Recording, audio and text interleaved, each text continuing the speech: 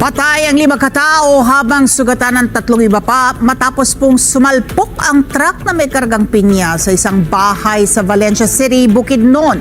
Pepito Artianza sa balitang niya. 5 ang patay, 1 ang nasa critical at 2 naman ang sugatan na sakay ng single motor nang bumangga ang isang hauler truck nang bigla itong nawala ng preno na punong-puno ng karga ng mga pinya. Ito ay nangyari sa may Purok 4, Barangay Lurugan, Valencia City, Bukidnon. Ang 5 ng mga sakay sa likurang bahagi ng truck na tumilapon at naipit sa mga mabibigat na karga ng truck kaya dahilan ng pagkamatay nito. Ang mga biktima ay nagtatrabaho bilang mga laborer sa pineapple plantation ng Barangay Lurugan.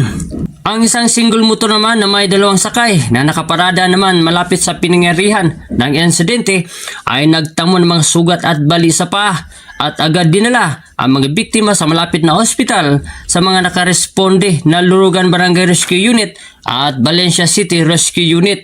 Patuloy pa ang investigasyon ng mga otoridad at ang driver naman ng truck ay kasalukuyang nakakustodiya sa Valencia City Police Station.